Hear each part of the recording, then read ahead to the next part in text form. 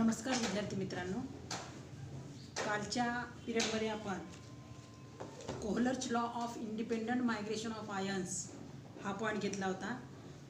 त्याच्यानंतर त्याचे ॲप्लिकेशन्स पाहिले होते आपण, युजेस किंवा ॲप्लिकेशन्स, आणि त्यावर आधारित एक न्यूमेरिकल आपण सोडवला होता, प्रॉब्लेम नंबर 5.2. त्यानंतरचा प्रॉब्लेम आहे प्रॉब्लेम नंबर 5.3. तो प्रॉब्लेम कसा आहे पहा. Calculate molar conductivities at 0 concentration for CaCl2 and Na2SO4. Given दिलेलं आहे तुम्हाला molar ionic conductivities of Ca2+ ions, Cl- ions, Na+ ions and SO4 2- ions. They are as respectively.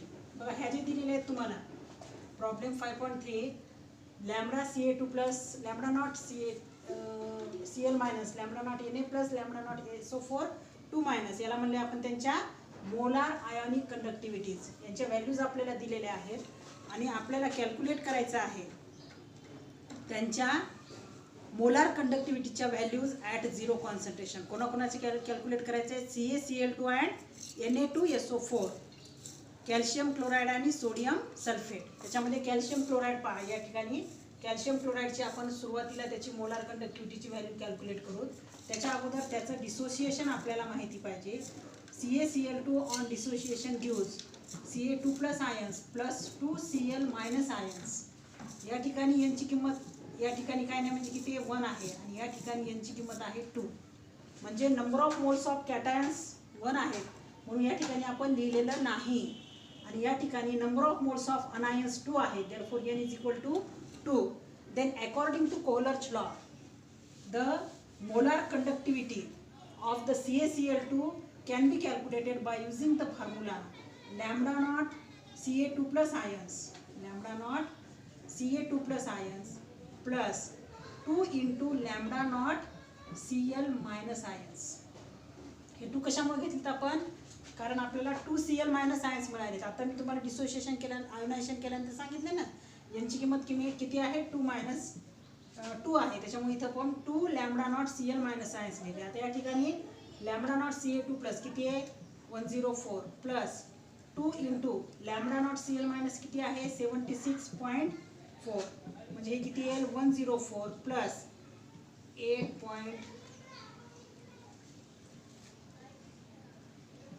156.8 म्हणजेच हे येईल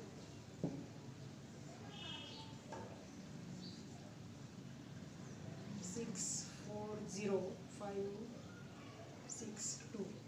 बघा हे आले का 260. 104 इंटू 2 76 इंटू 2 हे किती येते 64. सॉरी हां, या ठिकाणी 2 येईल.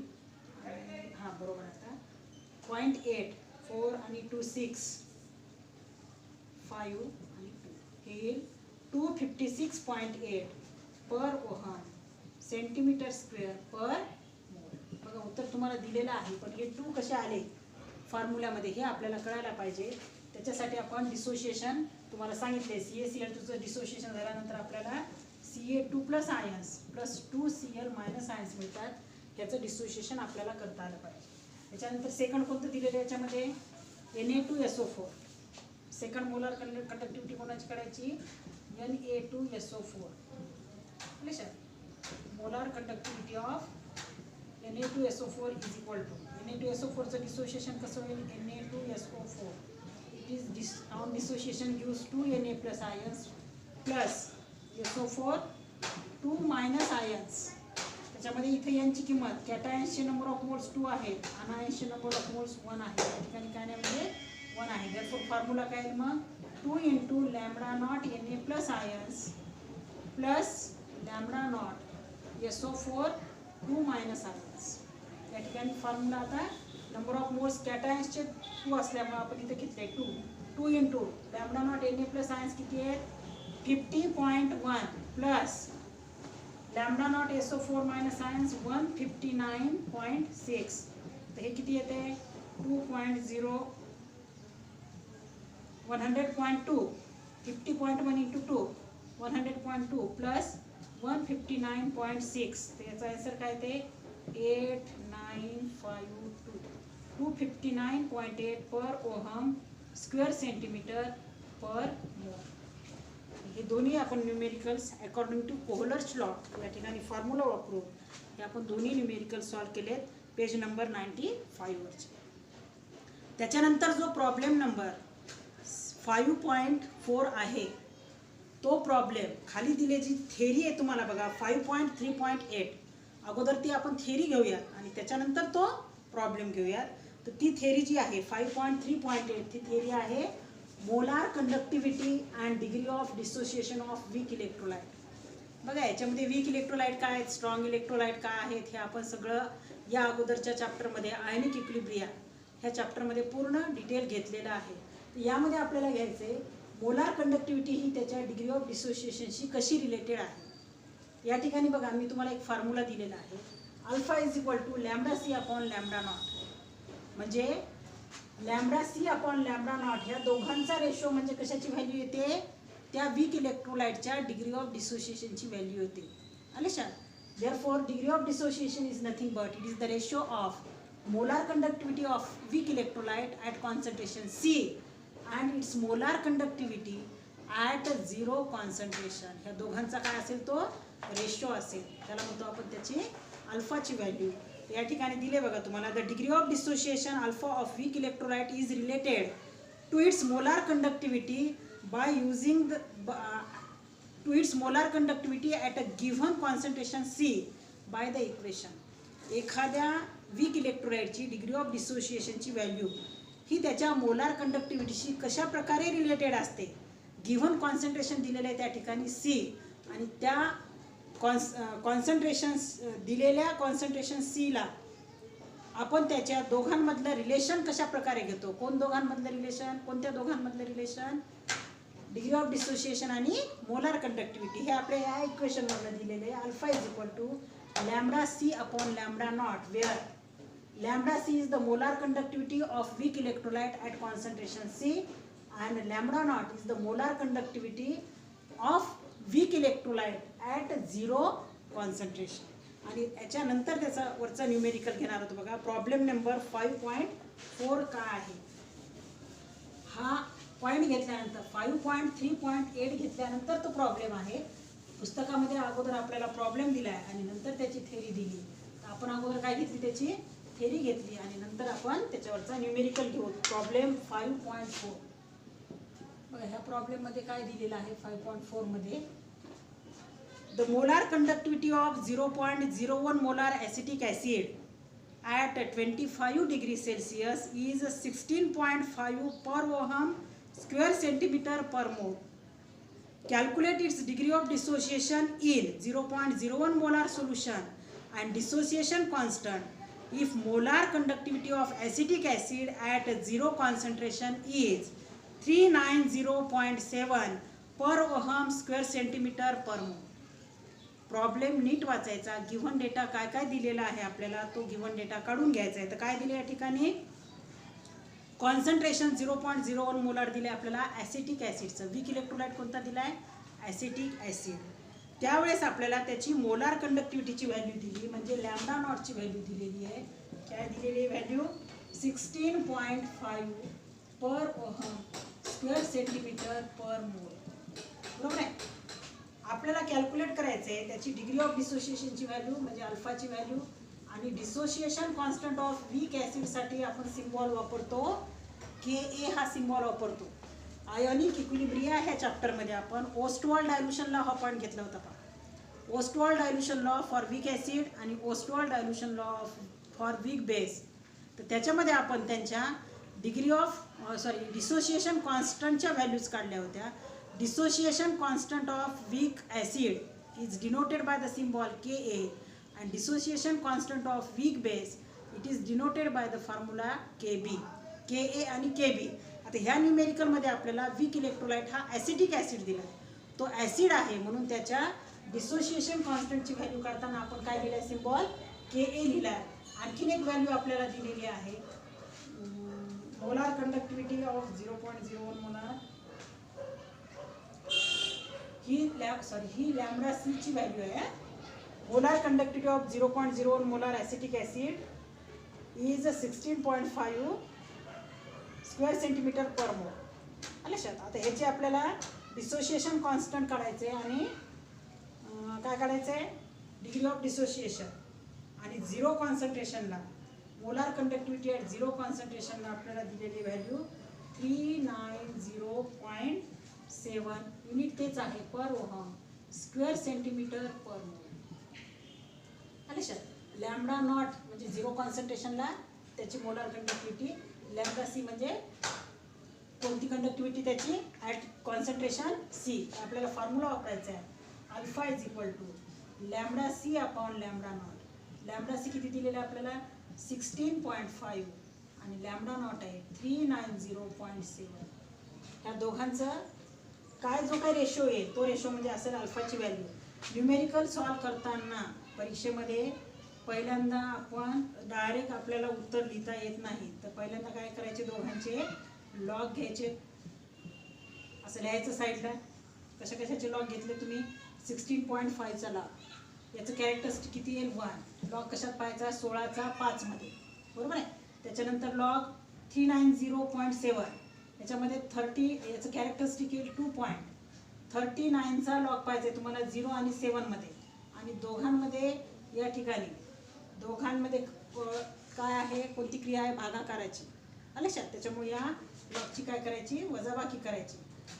सबस्ट्रॅक्शन केल्यानंतर जे काय येईल त्याचं काय घ्यायचं आहे आपल्याला, अँटीलॉग घ्यायचं आहे. आणि अँटीलॉग घेतल्यानंतर जे काय उत्तर येईल ते उत्तर असेल तुमचं या ठिकाणी अल्फाची व्हॅल्यू, आणि ती दिलेली आहे बघा तुम्हाला 0.0422. लक्षात. This is the degree of dissociation. पण आपल्याला नुसतं हे काढायचं नाही, तर आपल्याला आणखीन कोणती व्हॅल्यू काढायची आहे, के ची व्हॅल्यू काढायची आहे. आणि आयोनिक इक्विलिब्रिया ह्या चॅप्टरमध्ये आपण Ostwald dilution law for weak acid हा पॉईंट घेत असताना त्या ठिकाणी आपण फॉर्म्युला घेतला होता K A is equal to alpha square into C upon 1 minus alpha. तर या ठिकाणी पहा, आणखीन एक तुम्हाला सांगते, या ठिकाणी आपण 1 मायनस अल्फा वीक इलेक्ट्रोलाइटसाठी अल्फाची व्हॅल्यू ही खूप कमी असते. अल्फा म्हणजे degree of dissociation of weak electrolyte is very less than 1. Therefore 1 minus alpha is nearly equal to आपण काय लिहिणार 1. तर आपल्याला पुस्तकामध्ये हा फॉर्म्युला दिला alpha square into C divided by 1 minus alpha. तुम्ही नुसता alpha square divided by C, कारण 1 minus alpha is nearly equal to 1, म्हणजे इथं 1 मायनस अल्फाला जर आपण 1 लिहिलं तर फॉर्म्युला काय येईल, K is equal to alpha square into C. तो फॉर्म्युला वापरून करा किंवा 1 मायनस अल्फा हा फॉर्म्युला घेऊन करा, काही फरक पडत नाही. आपल्याला पुस्तकामध्ये हा फॉर्म्युला दिला आहे अल्फा स्क्वेअर. अल्फाची व्हॅल्यू किती काढली आपण 0.0422. त्याचा काय करायचं आहे स्क्वेअर इंटू 0.01 कॉन्सन्ट्रेशन दिलेलं आहे आपल्याला. परत 1 मायनस अल्फा किती आहे 0.0422, बरोबर आहे. तर या ठिकाणी त्याचं उत्तर दिलेलं आहे 1.85 इंटू 10 टू द पॉवर -5. या ठिकाणी सुद्धा तुम्हाला डायरेक्ट उत्तर पुस्तकात आहे, आपण डायरेक्ट लिहिले, पण असं परीक्षेत लिहिता येणार नाही. तर याचा स्क्वेअर करायचा आहे, याचा लॉग घ्यायचा आहे, याचा लॉग घ्यायचा आहे, दोघांच्या लॉगची बेरीज करायची. त्याच्यानंतर 1चा लॉग घ्या, याचा लॉग घ्या. आले याच्यामधलं हे मायनस करा अगोदर, 1 मायनस 0.0422 मायनस करा, जे काय येईल त्याचा लॉग घ्या. न्यूमेरेटरच्या लॉगमधनं डिनॉमिनेटरचा लॉग काय करा मायनस करा, आणि जो काय उत्तर येईल त्याचं अँटी लॉग घ्या. तेव्हा आपल्याला उत्तर मिळेल 1.85 into 10 to the power -5. And this is the answer for K A, that is the dissociation constant of acetic acid. त्याच्यानंतरचा जो पॉईंट आहे तो आपल्या नेक्स्ट पेजवर आहे, page number 96.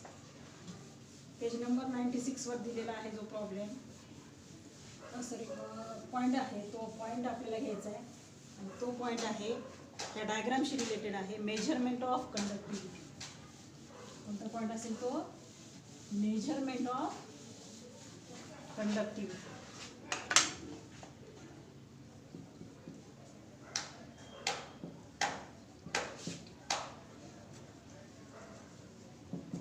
Measurement of conductivity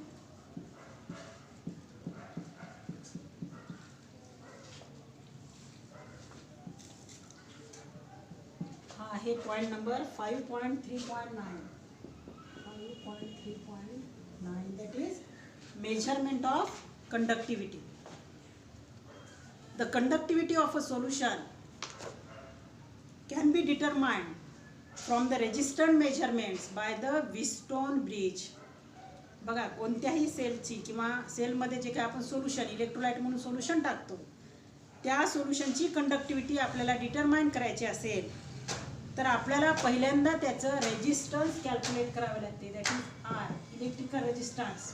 पाहिले आपण याच्या अगोदर ह्या चॅप्टरमध्ये सुरुवातीला त्याचं इलेक्ट्रिकल रेजिस्टन्स आर कॅल्क्युलेट करावं लागेल.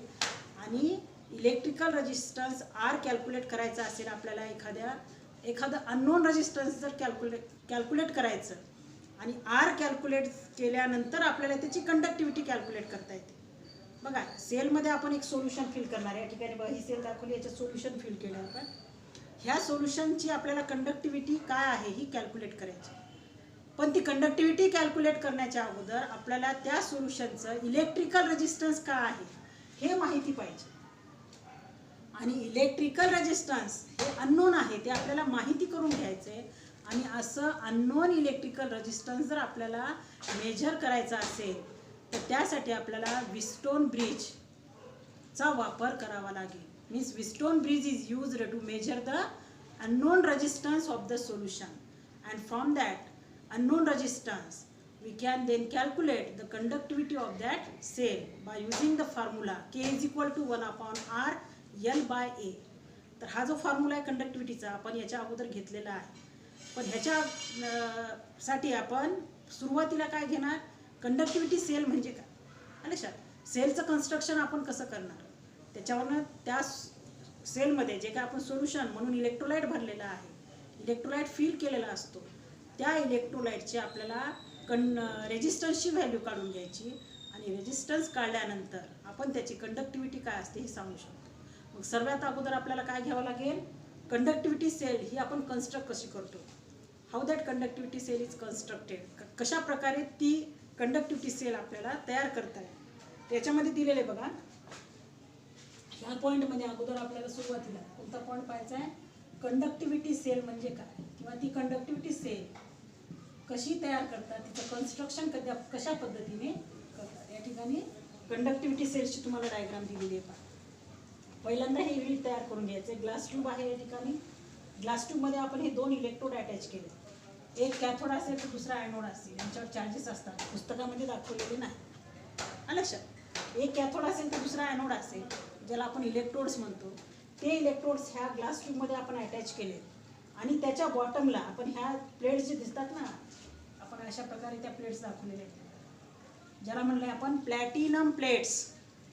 ह्या प्लेट्स अटॅच केल्यात आणि त्या प्लॅटिनम प्लेट्सवर प्लॅटिनम ब्लॅकची कोटिंग केलेली आहे. आपण ही कोटिंग दाखवली नाही आता त्या ठिकाणी. ही जी प्लेट आहे ही प्लॅटिनमची प्लेट आहे आणि त्याच्यावर ही कोटिंग केलेली आहे, त्याला म्हणतो आपण प्लॅटिनम ब्लॅकची कोटिंग. त्याच्यावर काय कोणता लेयर दिलेला आहे आपण, प्लॅटिनम ब्लॅक. आणि अशा प्लॅटिनम प्लेट्स या दोन्ही इलेक्ट्रोडच्या बॉटमला आपण जोडलेल्या आहेत. बघा, हे समजलं का, प्लॅटिनम प्लेट आहे ही आणि ह्या प्लॅटिनम प्लेटवर आपण अशी कोटिंग दिलेली आहे, ज्याला म्हणजे आपण प्लॅटिनम ब्लॅक. लक्षात, हे मी तुम्हाला सेपरेट काढून दाखवले असं. प्लॅटिनम प्लेट म्हणजे प्लॅटिनम मेटलपासून ह्या बनलेल्या प्लेट आहेत आणि त्याच्यावर परत एक लेअर कोटिंग दिलेली आहे आपण प्लॅटिनम ब्लॅकची. तर अशा दोन प्लेट्स ह्या प्रत्येक इलेक्ट्रोडच्या बॉटमला आपण डीप केले. आणि नंतर हे जे ग्लास ट्यूब आहे हे आपण एका ॲपरेटसमध्ये डीप केले. लक्षात, that apparatus is filled with the solution. म्हणजे हे glass tube with electrodes, glass tube आणि हे दोन इलेक्ट्रोड्स आपण एका सोल्युशनमध्ये डीप केले. लक्षात, ज्या सोल्युशनचं आपल्याला काय काढायची आहे, रेजिस्टन्सची व्हॅल्यू. तर अशा प्रकारे ही सेल कन्स्ट्रक्ट झालेली आहे, जिला म्हणतो आपण कंडक्टिव्हिटी सेल. मग या ठिकाणी काय दिले तुम्हाला, the conductivity cell consist of a glass tube. कशापासून बनलेली आहे ही, ग्लास ट्यूबपासून बनलेली आहे. With two platinum plates coated with platinum black. This is achieved by the electrolysis of solution of chloroplatinic acid. बघा, हे जे सोल्युशन दिलेलं आहे याचं नाव दिले तुम्हाला क्लोरोप्लॅटिनिक ॲसिडच्या सोल्युशनचं काय करणार आपण, इलेक्ट्रोलायसिस. या ठिकाणी एक शब्द आला पहा, इलेक्ट्रोलायसिस. लायसिस म्हणजे ब्रेक करणे. आणि electro means by passing electric current पासून पास करून तो जे काय सोल्युशन आपण त्यामध्ये भरलेला आहे त्या सोल्युशनची ब्रेकिंग करणे, म्हणजे थोडक्यात त्याचे आयन्स काय करणे, सेपरेट करणे, positive ions and negative ions. जेव्हा ह्या सोल्युशनमध्ये आपण इलेक्ट्रिसिटी पास करू बाय युझिंग द इलेक्ट्रोड्सच्या सहाय्याने जेव्हा इलेक्ट्रिसिटी याच्यामध्ये पास होईल तेव्हा ह्या सोल्युशनचं काय होईल, इलेक्ट्रोलायसिस होईल. लायसिस करणे म्हणजे ब्रेकिंग करणे by using the electric current, electrolysis. That process is called electrolysis. तर इलेक्ट्रोलायसिसची डेफिनेशन काय बघा, a process in which and electric current is used to bring about a chemical reaction. याच्यामध्ये केमिकल रिॲक्शन घडून आणायचे असेल तर आपल्याला इलेक्ट्रिक करंट पास करून ते घडून आणावं लागेल.